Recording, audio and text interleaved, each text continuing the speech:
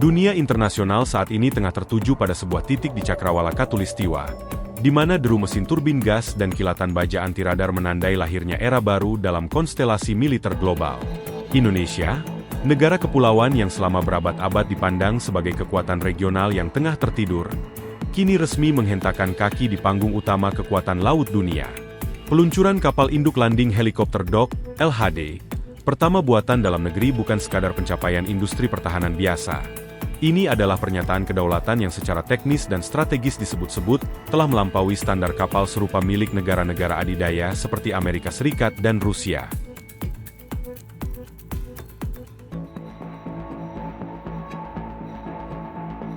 Kapal yang diberi nama KRI Nusantara Raya ini menjadi simbol transformasi total dari doktrin pertahanan pasif menjadi kekuatan proyeksi global yang disegani.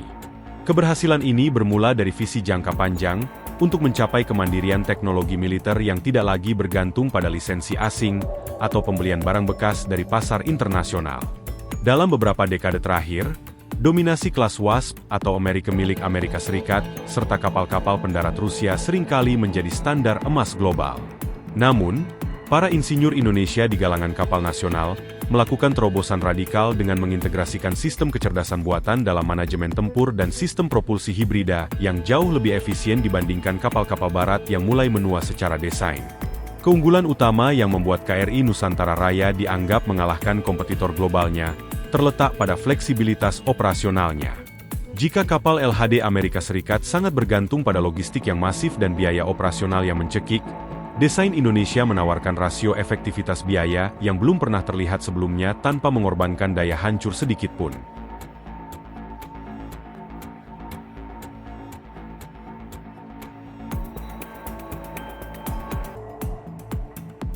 Secara teknis, KRI Nusantara Raya mengusung desain lambung trimaran tersembunyi yang memberikan stabilitas luar biasa di perairan laut dalam maupun dangkal.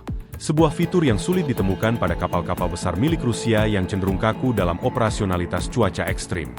Material komposit yang digunakan pada suprastruktur kapal ini mampu menyerap gelombang radar dengan tingkat efisiensi mencapai 90%, menjadikannya hantu di radar lawan sebelum mereka menyadari keberadaannya. Dalam simulasi latihan tempur tertutup yang melibatkan pemantauan satelit internasional, kapal ini menunjukkan kemampuan manuver yang jauh lebih lincah dibandingkan kelas Mistral milik Prancis atau proyek kapal pendarat terbaru Rusia. Hal ini membuktikan bahwa inovasi lokal mampu menjawab tantangan peperangan asimetris modern yang menuntut kecepatan dan ketepatan tinggi. Bukan hanya soal fisik, keunggulan telak Indonesia juga terletak pada sistem persenjataan terintegrasi yang sepenuhnya dikembangkan oleh anak bangsa. Kapal induk LHD ini dilengkapi dengan sistem pertahanan udara berlapis yang menggunakan teknologi laser titik presisi untuk menghalau serangan rudal hipersonik, sebuah teknologi yang bahkan masih terus diuji coba dengan penuh keraguan oleh militer Amerika Serikat.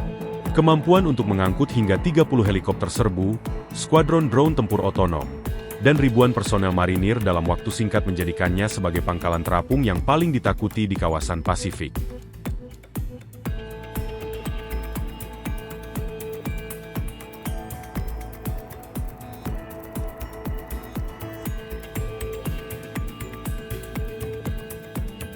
Dunia terkejut ketika data intelijen menunjukkan bahwa kapasitas angkut dan kecepatan bongkar muat logistik tempur KRI Nusantara Raya lebih cepat 30 menit dibandingkan prosedur standar NATO, sebuah marin yang sangat krusial dalam situasi perang yang sebenarnya.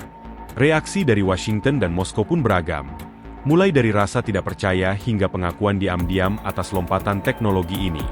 Rusia, yang dikenal dengan ketangguhan kapal perangnya dalam menghadapi kondisi ekstrim, harus mengakui bahwa integrasi sistem digital Indonesia jauh lebih maju dibandingkan sistem analog digital transisi yang mereka gunakan.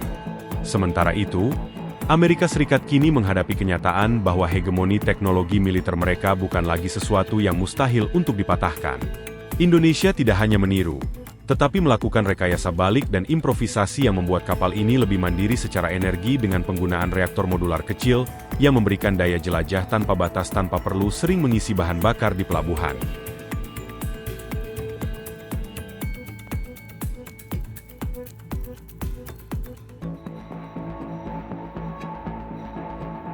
Dampak ekonomi dari proyek raksasa ini juga tidak kalah mencengangkan.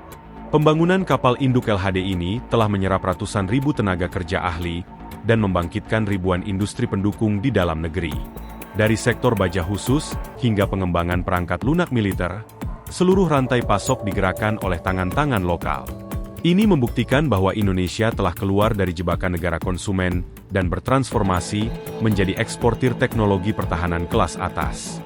Banyak negara di Asia Tenggara dan Amerika Latin kini mulai melirik Indonesia sebagai mitra strategis baru, menggeser ketergantungan mereka dari pemasok tradisional di Barat atau Timur Tengah. KRI Nusantara Raya adalah manifestasi dari keberanian untuk bermimpi besar dan kemampuan untuk mewujudkannya dengan presisi yang sempurna.